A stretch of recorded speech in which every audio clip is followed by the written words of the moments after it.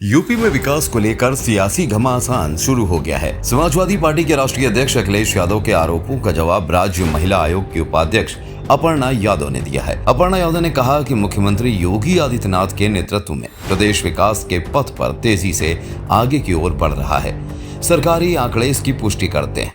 उन्होंने कहा कि प्रदेश में बुनियादी ढांचे में सुधार हुआ है, नए उद्योग लग रहे हैं, रोजगार के अवसर बढ़ रहे हैं। देखिए, अब ये एक उनकी अपनी सोच हो सकती है, क्योंकि जो है जिस तरह से उत्तर प्रदेश जो है अग्रसर है विकास के पथ पर, तो मुझे लग रहा है कि वो सिर्फ एक पर्सपेक्टिव से अपने उससे देख रहे हैं। जिस तरीके के जो आंकड़े हैं, देखिए आंकड़े कभी झूठ नहीं बोल सकते, आंकड़े हमेशा सत्य बोलेंगे। और ये हम नहीं, ऐसी एजेंसीज कह रही हैं जो कि जो है पुष्टिकरण की उन एजेंसीज को आवश्यकता नहीं है। अपर्णा यादव क्या ही बोले इस बात पे, जब जो है देश विदेश में पूरे देश में महाकुंभ जैसा एक आयोजन हुआ, जिसमें जो है गंगा की तारीफ हुई, उसकी निर्मलता की तारीफ हुई, सनातन के पूरे इस उत्सव की तारीफ हुई, यूनेस्को को उसका वर्ल्ड हेरिटेज साइट माना गया है, कहा गया मानवता का कुंभ था। दुनिया का जो है, मुझे लगता है ऐसा कोई व्यक्ति नहीं था कि जो है नहीं आया, वो खुद भी महाकुंभ में गए थे। बता दें कि पूर्व मुख्यमंत्री अखिलेश यादव ने योगी सरकार पर आरोप लगाया था कि प्रदेश में विकास कार्य रुक गए हैं। उनका कहना था कि सरकार की नीतियां प्रदेश को नुकसान पहुंचा रही हैं। समाजवादी पार्टी के अध्यक्ष अखिलेश यादव ने उत्तर प्रदेश सरकार पर तीखा प्रहार किया। उन्होंने कहा कि यूपी में महिलाएं असुरक्षित हैं, बेरोजगारी बढ़ रही है और भ्रष्टाचार चरम पर है। यादव ने सरकार के दावों को खोखला बताते हुए किसानों की दुर्दशा, अपराध और साइबर फ्रॉड जैसे मुद्दों को उठाया। उन्होंने कहा कि भाजपा के 8 साल बेमिसाल नहीं, बल्कि यूपी के लिए बर्बादी के साल रहे हैं। 8 साल की खुशियां क्या मनाना, जब उत्तर प्रदेश ही बर्बाद कर दिया उन्होंने। जहां मुख्यमंत्री जी प्रेस कर रहे होंगे, उसी शहर में ऑटो से एक महिला जिसके साथ लूट हुई, बलात्कार हुआ, उसके बाद जान ले ली गई।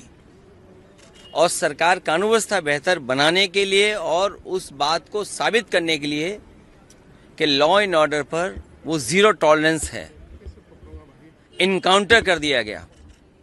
और जब इनकाउंटर हुआ है, लखनऊ राजधानी में एक महिला को फिर गोली मार दी गई। ये बात राजधानी की है। और राजधानी से बिल्कुल आखिरी में बलिया जिले में एक बेटी जिसके हाथ बांध दिए गए थे, पेड़ से लटका दिया गया। और अगर हम आंकड़े देखें, और सरकार के आंकड़े जो भारतीय जनता पार्टी के अपने विभाग के आंकड़े हैं, वो खुद आंकड़े बताते हैं कि सबसे ज़्यादा असुरक्षित महिलाएं और बेटियां कहीं हैं तो वो उत्तर प्रदेश में हैं। सबसे ज़्यादा साइबर फ्रॉड अगर कहीं हो रहा है तो वो उत्तर प्रदेश में हो रहा है। जो लोग ये बता रहे थे कि इन्वेस्टमेंट आएगा, बड़े पैमाने पे कारखाने, उद्योग लगाएंगे, सरकार को उनके अपने ही अधिकारी पर और उसके साथ जो रहने वाला है उस पर FIR लिखानी पड़ गई। सुनने में आया अधिकारी अंडरग्राउंड है। और मैं आपसे दावे के साथ कह सकता हूं, अधिकारी कहीं नहीं भागा होगा, मुख्यमंत्री आवास में होंगे या उनके बहुत खासम खास अधिकारी उनके पास होंगे। उत्तर प्रदेश में जितने मुख्य लोग हैं, वो इन्वेस्टमेंट नहीं ला रहे हैं, वो अपनी जेबों को भरने के लिए इन्वेस्टमेंट तलाश रहे हैं। और उसका परिणाम ये है कि बेरोजगारी नंबर 1 पर है, किसान तबाह हो गया। जो ये कहते थे आय दोगुनी करेंगे, मुझे ये बताएं, बुंदेलखंड का किसान, सरसों की कीमत क्या दी सरकार ने, तिल की फसल की कीमत क्या दी, वहाँ के किसान मूंगफली के धरना देते रहे। जो लोग दावा कर रहे थे कि आय दोगुनी होगी, उन्होंने गरीबों किसानों की आय को खत्म कर दिया, मंडी बनी नहीं।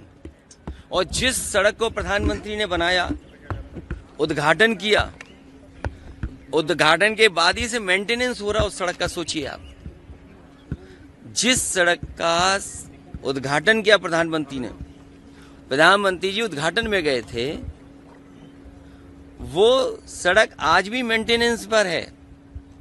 लाखों करोड़ों का रुपया दिल्ली से जा रहा है महाराष्ट्र में, अन्य प्रदेशों में, लेकिन यूपी में क्यों नहीं जा रहा है? तो ये जो 8 साल बेमिसाल बताए जा रहे हैं, इस तस्वीर को देख करके पता लग रहा होगा कि 8 साल बेमिसाल कैसे हैं। महिलाएं असुरक्षित हैं, बेटियां असुरक्षित हैं, और भाजपा के खुद आंकड़े बता रहे हैं, अयोध्या से जीते हुए सांसद, उन्हें रात में धरने पे बैठना पड़ा। और क्यों बैठना पड़ा? एक शहीद के बेटे की नौकरी थी, वहां के अधिकारी उससे वसूली करना चाहते थे, वसूली के लिए प्रताड़ित कर रहे थे, धमका रहे थे, धमकी दे रहे थे। एक बार नहीं, 2 बार नहीं, 3 बार नहीं, और सोचिए अधिकारी ने दबाव बना करके सर पे गंजा कर दिया, सर से बाल कटवा दिए, और बाल कटवाने के बाद इतना प्रताड़ित किया कि अगर पैसा नहीं दोगे तो तुम्हारे खिलाफ कार्रवाई होगी। अंत में उसकी जान चली गई। ये रात के 2-2:30 बजे तक धरने पे बैठे। तो ये हालत उत्तर प्रदेश की है। थोड़ी बहुत बता रहे हैं, बाकी हमसे बेहतर आप जानते हो।